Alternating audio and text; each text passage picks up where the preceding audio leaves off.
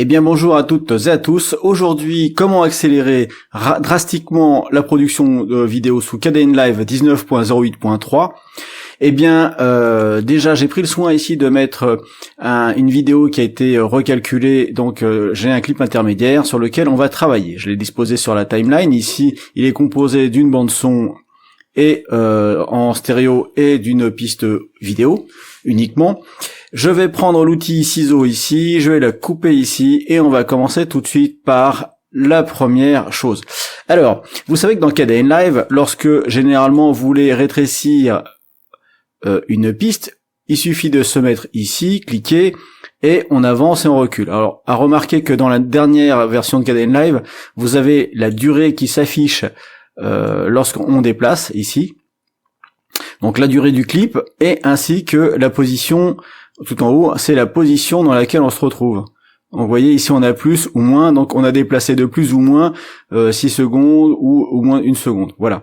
Donc c'est un petit peu la chose. Mais bon, moi si je veux par exemple faire un enchaînement où j'ai par exemple l'image qui arrive avant le son, ici je ne peux pas.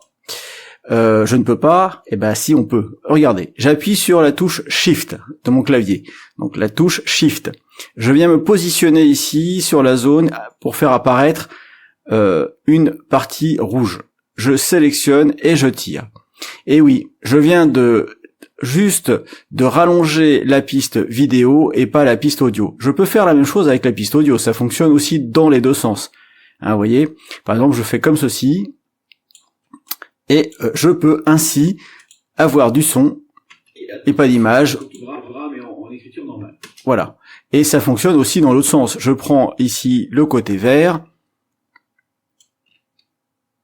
Vous voyez.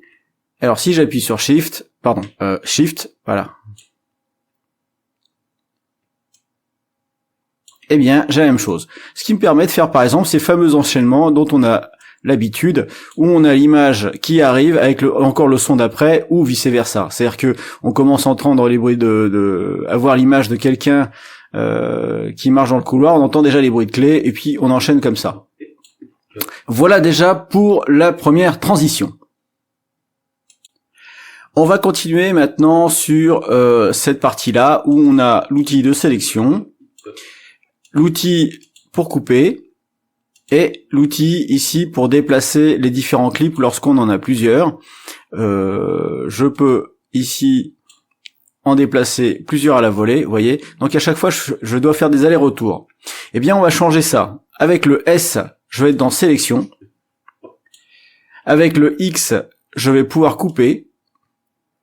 Et avec le M, je vais pouvoir bouger. Vous voyez ? Donc maintenant, je rappuie sur S et vous voyez que ça va beaucoup plus vite, comme ceci. Je me mets par exemple ici, X, je coupe, S, je sélectionne, j'ai une main sur le clavier, voilà, X, je coupe ici, clac, S, je reprends, et ça va beaucoup plus vite, je ne fais plus les allers-retours.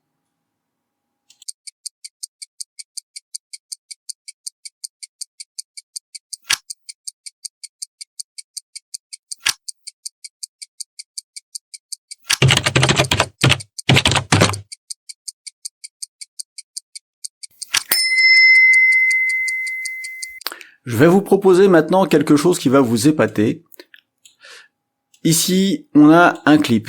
Dans ce clip, je vais par exemple vouloir l'accélérer ou le ralentir. Jusqu'à là, on faisait clic droit et on allait dans changer la vitesse. Changer la vitesse nous permettait d'aller en augmentant ici à plus de 100% d'accélérer et moins de 100%. Ici, par exemple, à 50% de le ralentir. Jusqu'à là, vous connaissez. Je vais pas vous faire l'affront de recommencer. Ce qu'il y a, c'est que ça impliquait l'ensemble. Donc, il fallait, de façon indépendante, ici, faire un clic droit, dégrouper, de façon à pouvoir agir sur chacune des pistes.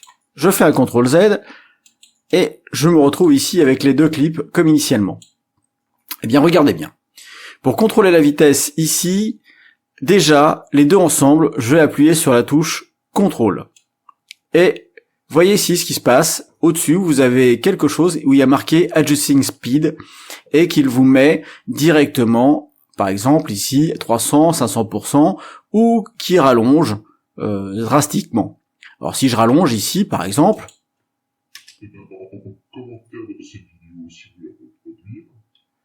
voilà, donc ici vous avez la possibilité, alors je fais un CTRL Z, vous avez la possibilité de faire ça. Mais alors l'intérêt, il n'est pas que de faire ce genre de choses. Imaginons qu'on veuille appliquer ici une musique, j'ai un clip avec une explication, et que je veuille appliquer une musique seulement derrière. Donc par exemple, je vais maintenir la vitesse audio ici, et ici, je vais juste faire un CTRL, et j'allonge. Là, les deux viennent, d'accord? CTRL Z. Maintenant, si je fais un CTRL, et indépendamment, faut faire SHIFT, et là, j'allonge la durée ici du clip vidéo. Voilà, donc c'est pas évident. Je fais un CTRL Z. Je vais par exemple maintenant faire un CTRL SHIFT et rétrécir ici à mort. Et vous allez voir que voilà, ça cause, mais c'est plus... C'est-à-dire que la vidéo et la bande son ne sont plus alignés. Alors à quoi ça sert, me direz-vous? Eh bien tout simplement, imaginons. Je vais prendre une musique ici, et je vais la placer là. Et j'ai envie de faire un ralenti. Voilà, donc le mot ralenti ici correspond à mon image. Je vais la prendre, je vais zoomer ici sur la fin, et puis moi je veux que mon timelapse s'arrête ici. Je vais tout simplement prendre la fin de ma vidéo, appuyer sur CTRL, donc je vais gérer ici la vitesse, SHIFT, je vais gérer seulement cette piste-là, et me placer ici. Et là maintenant, je vais pouvoir faire mon timelapse avec mon accélération. À noter que dans la propriété du clip, vous n'avez rien. Ici, il n'y a rien inscrit ni quoi que ce soit. Donc là, c'est peut-être un petit défaut, mais alors j'ai arrêté. Mais en fait, ça ne peut pas, on peut pas savoir quand est-ce qu'elle a accéléré, à part le fait que vous ayez ici cette petite bande rouge où vous dit que c'est à 153%. Il n'y a que ça. Donc voilà comment accélérer ou ralentir une vidéo de façon indépendante, de façon à pouvoir ajouter ici un clip. C'est une technique que j'utilise, c'est vrai que j'ai pas pensé à vous en parler jusqu'à présent, mais maintenant vous êtes au courant. Alors dernière astuce, imaginons que vous êtes en train de lire ici sur la fin de votre clip, ici il fait 30 minutes, vous voyez, c'est un clip qui est interminable, et vous dans votre zone de montage, vous êtes alors largement devant, vous savez pas trop ce qui se passe, et quand je lance la lecture, voilà, vous voyez que la barre de lecture se trouve ici. Alors, voilà, je coupe ici le son. Donc, elle se retrouve ici à la fin. Petite astuce, vous appuyez sur la touche P, et vous voyez que ça recentre ici la barre de lecture. J'appuie sur espace pour arrêter la lecture de celle-ci. Allez, une dernière petite astuce. Je suis en train de faire mon petit montage et ici, j'ai exactement la zone que je veux. Alors, je veux ajouter une étiquette.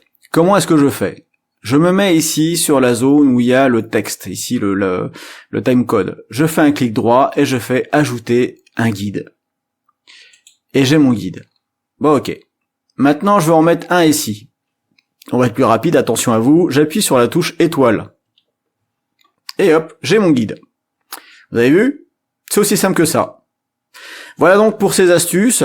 Après, vous avez des astuces de déplacement qui permettent d'avancer image par image et autres. Mais pour cela, vous allez dans Configuration, configurer les raccourcis clavier, et vous trouverez ici tous les raccourcis clavier qui sont afférents à votre installation.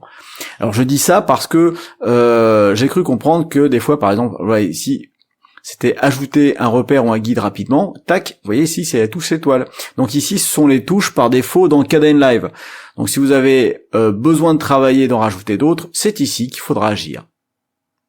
Alors je vous dis à tous et à toutes de bons montages et à très bientôt. Bis, bye bye.